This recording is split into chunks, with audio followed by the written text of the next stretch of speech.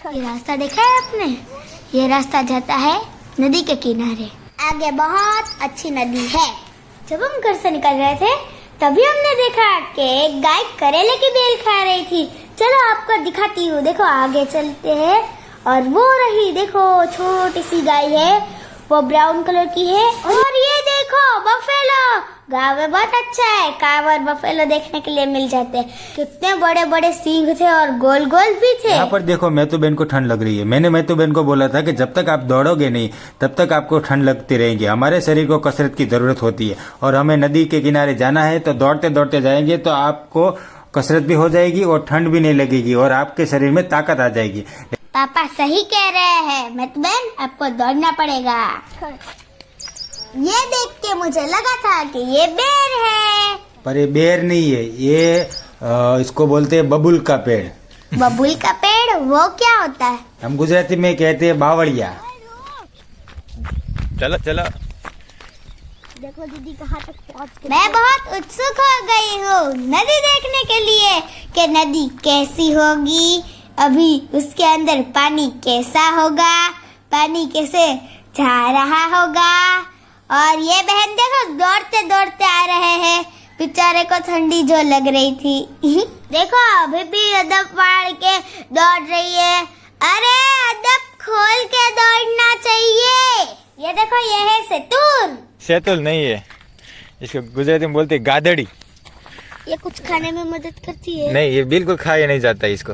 ये है घास ही बोले गादड़ी। घास है पर वो कोई नहीं खाता है। ये इसको ऐसे तोड़ोगे तो आस में कांटे इसके चुभते हैं। मुझे तो कांटे वाले और ऐसे है ना, देखो मम्मी नहीं। देखो मैं बोल रहा हूँ कपड़े में चिपक जाती है, ऐसे मैं बोलता हूँ। देखो चिपक गई ना। छी गंदी, चल निकल निकल, तुझे बोला निकल। अरे मम्मी, ऐसे फेंक दिया, ऐसे एक कपड़े में चिपक जाती है। मैं तो क्या कपड़े में चला पड़ते, मैं तो डर जाएगी तो बड़ा मजा। ओह देखो कहाँ तक पहुँच गई। ओए रुक, क्या हुआ? मैं तो इधर पानी आ रहा है।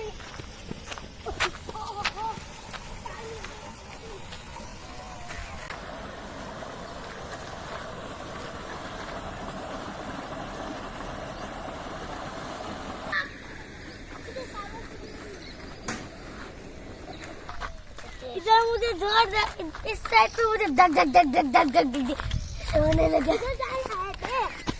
मुझे छाती पे भी धक। अरे उधर धीरे धीरे, अब धीरे धीरे, ब्रेक नहीं लगेगी फिर। अब दौड़ो मत नीति, मैं तो नीति रहने दे, बस शांति से। अभी पापा ये रास्ता तो नदी के अंदर उतर रहा है। बस नदी आ ही गई है। स्टॉप।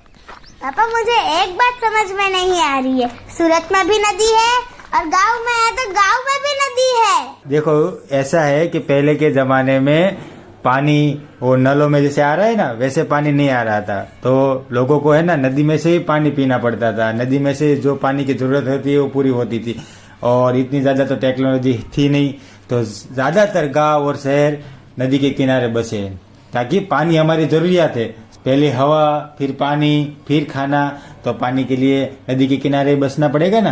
अरे पापा, तो दादा भी तो इस नदी से ही पानी भरते होंगे ना? हाँ, इसमें से ही पानी भर के लाते थे और हमें बताते थे कि पहले हमारे घर पे नल नहीं थे तो यहाँ से पानी भर के जाना पड़ता था। खेतों में भी जब जाते थे ना तो ये नदी पार करके जाना होता था और बारिश में ध्यान रखना पड़ता था कि बहुत पानी ना आ जाए वरना नदी में बह सकती है। पर कभी ऐसा हुआ नहीं है क्योंकि उनको पता था कब जाना है कब आना है, इसलिए।